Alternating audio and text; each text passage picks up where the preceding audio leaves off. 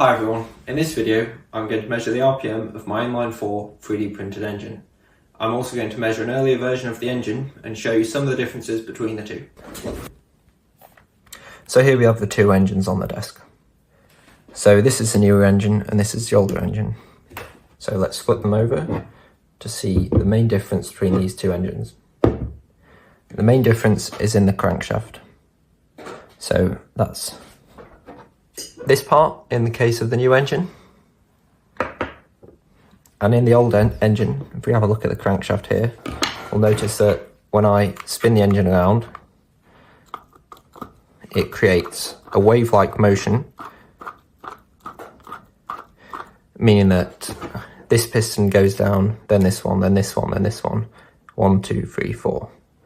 Now, with the newer engine, it has a more conventional cross-plane crankshaft design, where this piston goes down, then this piston, and then skipping this piston goes down, and then finally this one, and then the cycle repeats. So you'll notice with this one that this piston opposes this piston, and then this piston opposes this piston. Also, this new crankshaft has bearings fitted at either end, and those are installed in the engine block by way of this tool. This is a bit of a disadvantage of this new design. This tool is required to properly align the hole for this bearing and bore it out to 11.95 millimeters to allow for a good fit of that bearing in that hole. So put simply, this engine creates less vibration than this engine for the same given RPM. This engine, however, requires the use of this tool, which is to be machined on a lathe. So now let's prepare the older engine for the RPM test.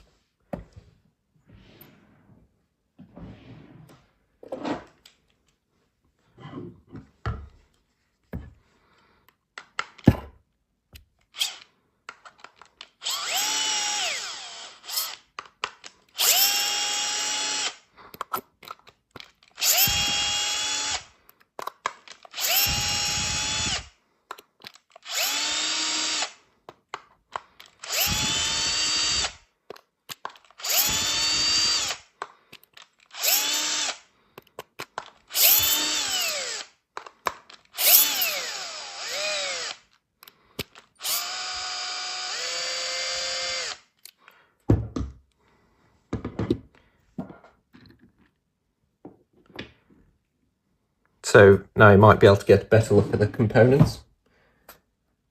So in order to prepare the engine, we're just going to lubricate all the moving parts. Because this engine is plastic, namely PLA, if any of these bushings go dry, it will melt and weld itself together, which would destroy both the crankshaft and the engine block. Now, a bit of a sneak peek at a newer design. This newer design has some polycarbonate replaceable bushings, as seen here.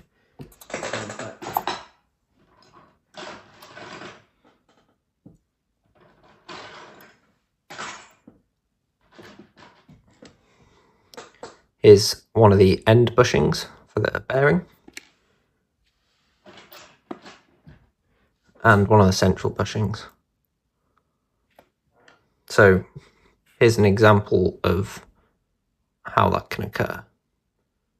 You can see the difference between that part and that part where it's melted itself together. So for lubricating the engine, just going to get each connecting rod. It's already probably all right as it is, but just go around. Now, of course, with an engine in a car, It has an oil pump which will circulate oil throughout the engine. not requiring this process. However, with this engine, given the size of it and scope of this project, that is not yet included. So we're also going to get down in there to get the piston pins.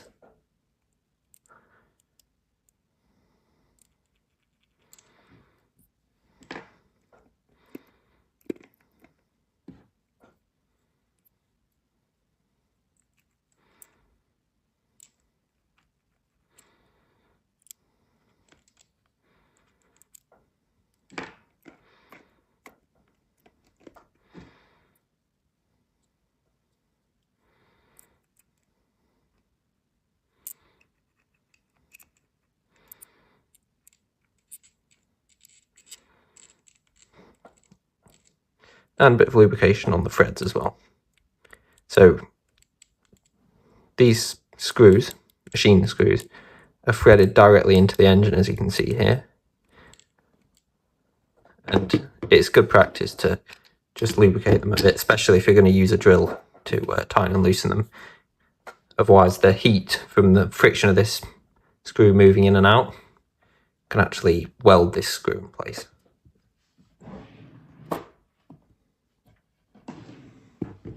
So just to get that thread started in there, I'm just going to use a hand tool. Just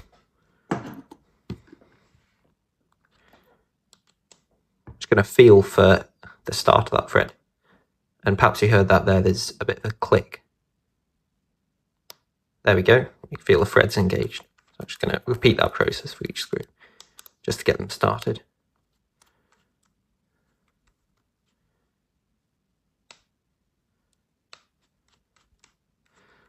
See, I was about to put it on backwards.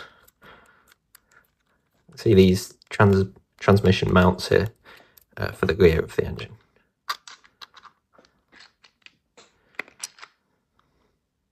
There we go.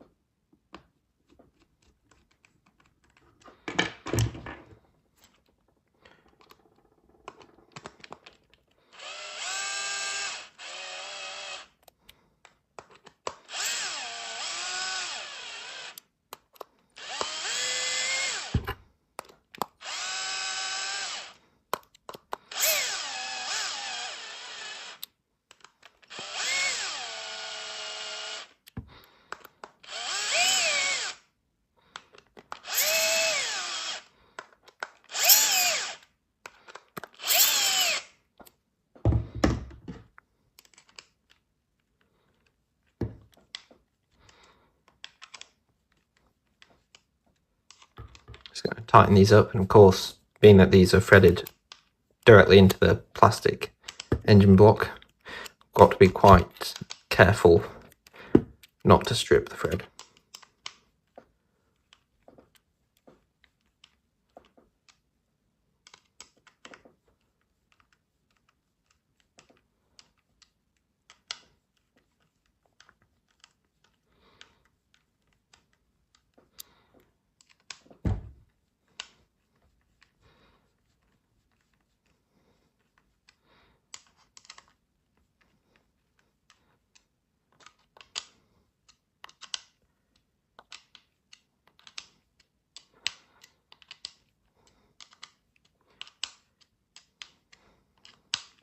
Right, so that's most of that done.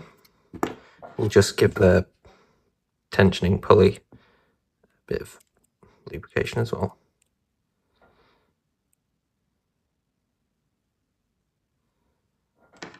And then just turn it over to get that in there.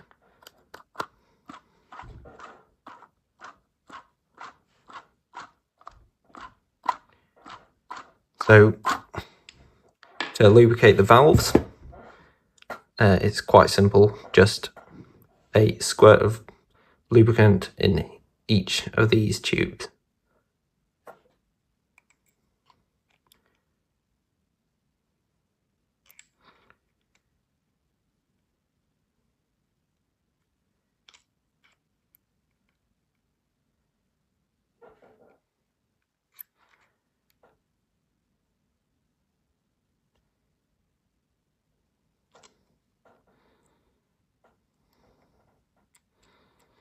Right, so now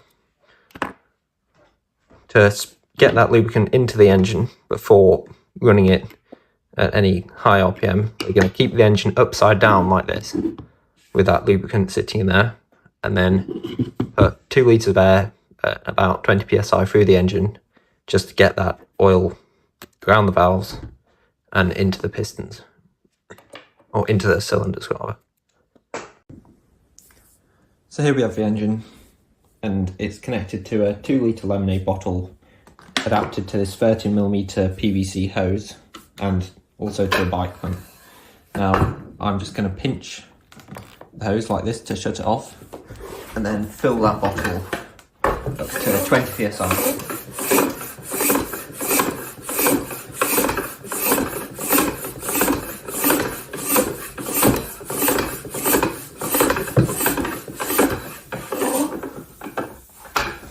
Now 20 psi, I'm just going to hold it upside down and there we go.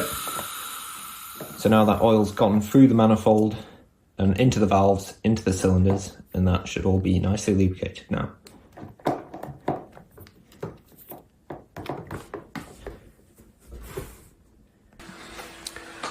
So I've just designed and printed off this sleeve here, and it's going to fit over the flywheel and give us a nice non-reflective surface to allow us to measure the RPM of our engine. So here it is in the printer, so I'm just going to take that off. So here we have the flywheel sleeve fitted to the flywheel, and now we're just going to simply push it on to the tapered spline on the drive side of the engine. And now we're ready to test.